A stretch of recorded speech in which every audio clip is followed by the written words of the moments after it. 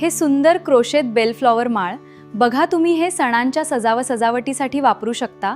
हे खूप टिकाऊ आणि रंगीत आहेत।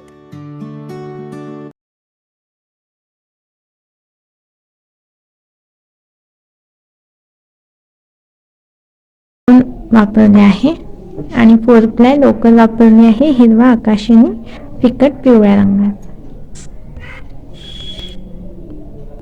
तुम्ही या फुलांना साठी वेगळे रंग सुद्धा वापरू शकता। हे बघा, हे रंगासाठी मी बनवून दाखवते। बघा, सर्वात पहिले एक स्ट्रिंग मॅजिक रिंग करायचा, मॅजिक लूप, त्यानंतर इथे हा लॉक करायचा। आता इथे 5 सिंगल क्रोशे करायचे या लूप मध्ये। 1 2 3 4 5। नंतर हा एक धागा आहे तो ओढून क्लोज करून घ्यायचा हा लूप। मग इथे स्लिप स्टिचने फर्स्ट स्टिच मध्ये जोडायचं। असा हा फर्स्ट राउंड कंप्लीट झाला। सेकंड राउंड साठी एक चेन करायची आणि त्याच ठिकाणी 2 सिंगल क्रोशे करायचे। नेक्स्ट स्टिच मध्ये पण असेच 2 सिंगल क्रोशे करायचे। अशा प्रत्येक एका स्टिच मध्ये 2 सिंगल क्रोशे करायचे, म्हणजे या राउंड मध्ये टोटल 10 सिंगल क्रोशे राहतील।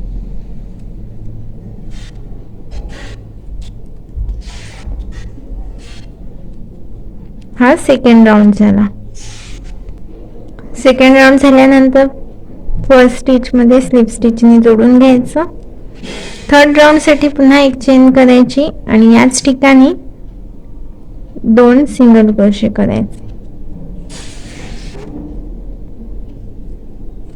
परत नेक्स्ट स्टिच मध्ये 2 सिंगल क्रोशे, असे प्रत्येक स्टिच मध्ये 2-2 सिंगल क्रोशे करायचे आहेत आणि या राउंड मध्ये टोटल 20 सिंगल क्रोशे राहतील।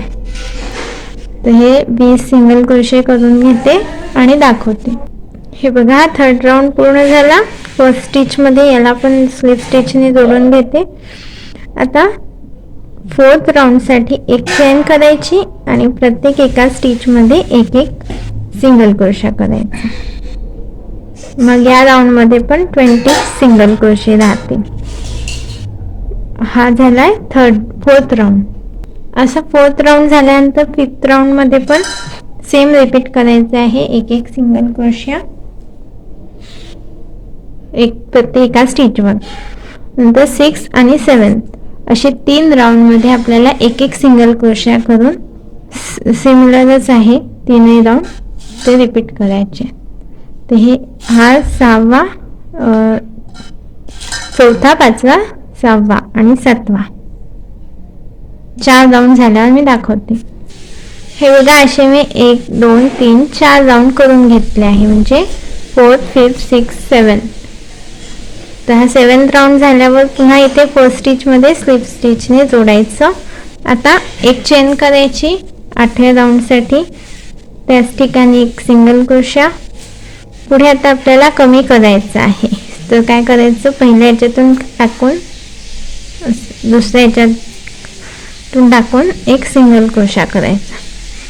त्यानंतर एक चेन, पुन्हा तसंच, म्हणजे 2 मिळून एक सिंगल क्रोशा, 2 स्टिचेसचा एक चेन, एक सिंगल क्रोशा, पुन्हा 2 मिळून एक सिंगल क्रोशा, नंतर एक सिंगल क्रोशा नेक्स्ट स्टिचवर, पुन्हा नेक्स्ट 2 स्टिचेसचा एक करायचा।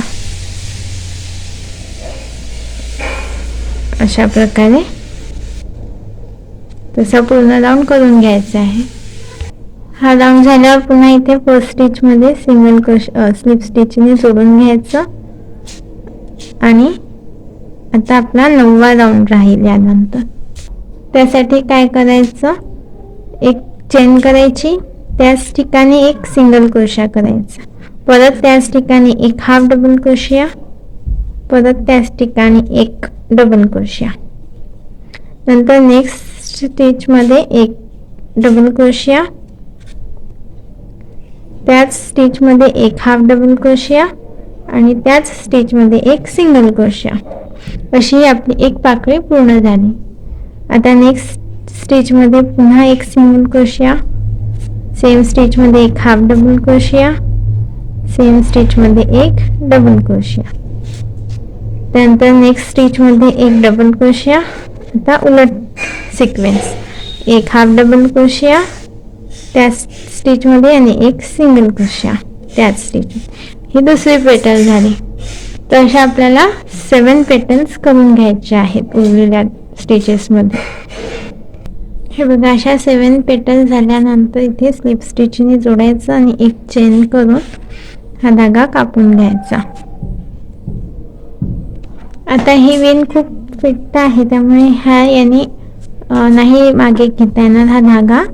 तर मी छोट्या साईजची ही हुक घेतली आहे आणि त्याने हा एक्सेस जो उरलेला आहे तो मागे घेते, मागून आतमध्ये ओढून घेते आणि एक्स्ट्रा थ्रेड कापून घ्यायचं. अशा प्रकारे आपले हे लटकनसाठी घंटी तयार झाली आहे. असे आपल्याला बेल फ्लॉवर्स बनवून घ्यायचे आहेत. तुम्हाला जेवढा मोठा साईज म्हणजे लांबीचा करायचा असेल तेवढ्या जास्त फुले बनवून घ्यायची आहे. मी इथे तुम्हाला एक माळ करून दाखवते, तशी तुम्हाला जेवढ्या लेंथच्या पाहिजे असेल तेवढ्या बनवायच्या आहेत. तर एक माळ कशी करायची, पहिले सुईत धागा ओवून घेतला आहे साधा आणि खाली एक गाठ करून घेतली होती.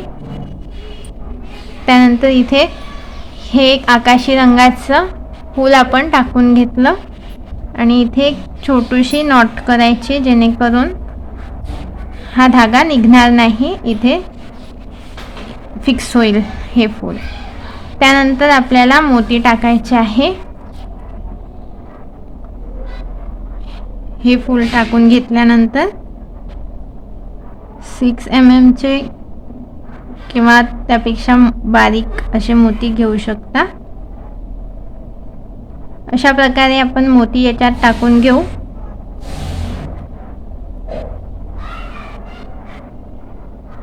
हे बघा, असे ही एक सलग माळच आहे मोत्यांची, त्यामुळे मी ती माळच ओवून घेत आहे याच्यात.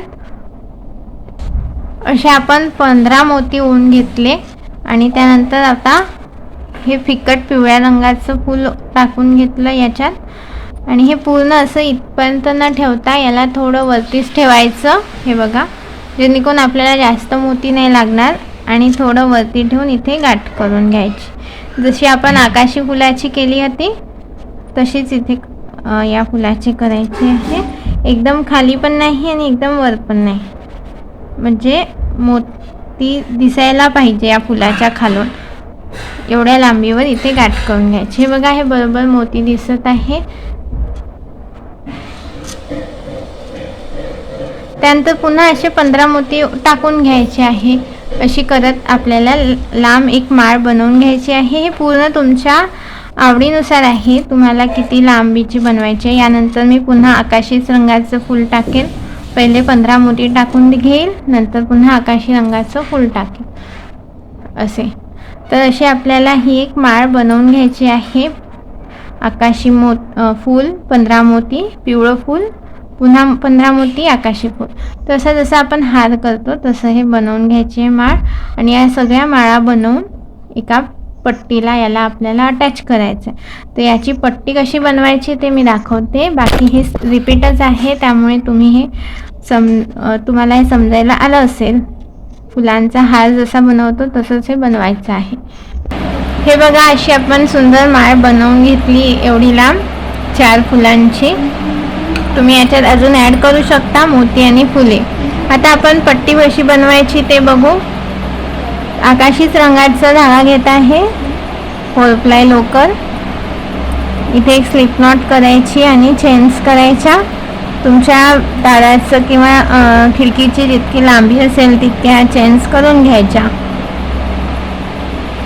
समजा आपल्याला इतकी लांबी आहे, मी छोटी करून दाखवते आहे पट्टी.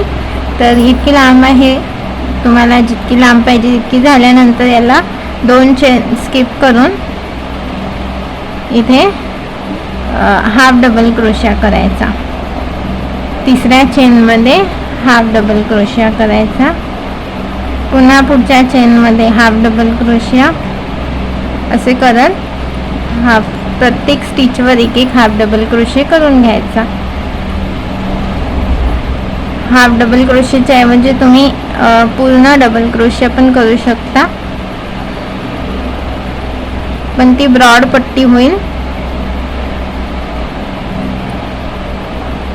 अशा प्रकारे ही पट्टी तयार होत जाते आणि पूर्ण स्टिचेसवर एक एक हाफ डबल क्रोशे करून ही पट्टी पूर्ण करून घ्यायची. समजा आता आपली ही इतकी पट्टी पूर्ण झाली. त्यानंतर मग आपल्याला ह्या ज्या माळा बनवून ठेवल्या आहे आपण, त्या पूर्ण इथे जोडायच्या. हे बघा, इथे असं सुई दोऱ्याने जोडून घ्यायच्या. समजा ही आता एक पट्टीला एक माळ जोडली. त्यानंतर 4 इंचाची जागा सोडून मग पुढची माळ जोडायची. अशा आपल्याला माळा जोडत जायच्या आहे आणि आपला हा पडदा किंवा wall hanging, door hanging showpiece पूर्ण होईल.